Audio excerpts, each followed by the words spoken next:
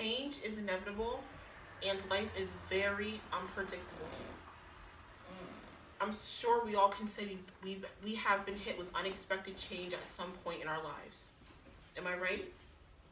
For me, it happened in 2016 when I woke up one morning with extremely weak muscles. So weak to the point where I couldn't hold anything in my hands. After 3 weeks of being in the ICU, I was later diagnosed with multiple sclerosis.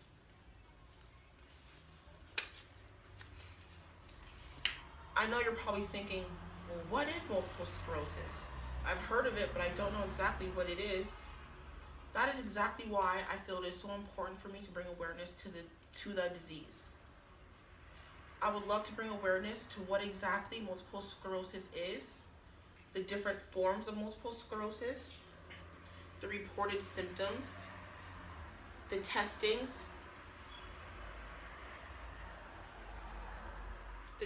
and treatments that are available to MS patients. So like I said earlier, many people don't know what multiple sclerosis is, and that's why it's very important for me to explain to you what it is. Multiple sclerosis is an autoimmune disease that affects the central nervous system. Well, what's an autoimmune disease? Well, I'm here to tell you. An autoimmune disease is a disease where the healthy cells get attacked by the body's own immune system. I know it sounds so crazy. The central nervous system is composed of the brain, neck, and the spine. I have a picture today showing you the central nervous system.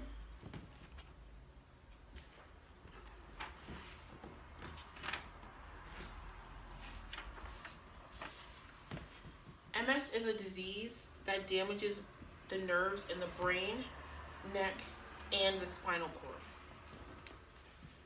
The disease of multiple sclerosis lies within that central nervous system in the picture that I showed you today. Sclerosis means scarring, and the disease leaves multiple scars along your central nervous system, hence the name multiple sclerosis, multiple scars. So now that we have an idea of what multiple sclerosis is, I'd like to talk about the two different forms of multiple sclerosis. The first form is aggressive, and that's when you have the loss of nerve cells, which brings forth a magnitude of symptoms. Unfortunately, there is no treatment yet to subside those symptoms or to lessen the frequency and severity of the attacks. But on a positive note, for this second form of multiple sclerosis, which is relapsing, remitting, that's where there's inflammation present along your central nervous system, and it brings forth symptoms. Fortunately, steroids can calm down the inflammation, and once that inflammation is calmed down, your symptoms will subside, and the patient will be brought back to health prior or something close to.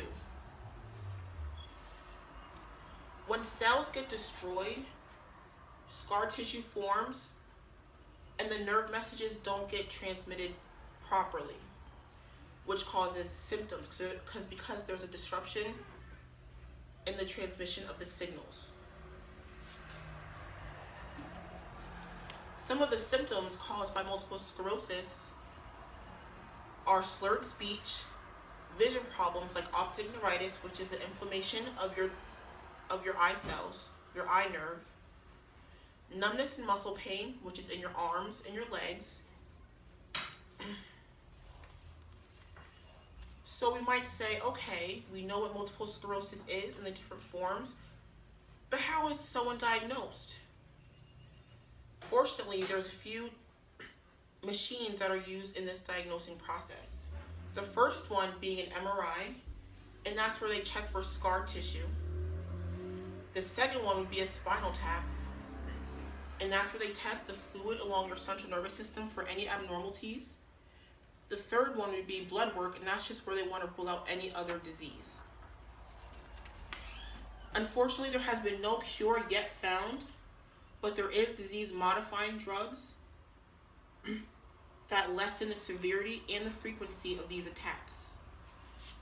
Some of these disease-modifying drugs include Rebif, which is an auto-inject. The patient will inject it into themselves. The second one being Tysabri, that's an IV infusion. The third one is Copaxone. Again, that's another self-injection. And there's also one called Entrada, and that is an IV infusion. Overall, I'm happy to present this all to you with a smile on my face, because sometimes in life, we have to just accept even the ugly parts of life. One of the best ways to embrace MS is to get informed.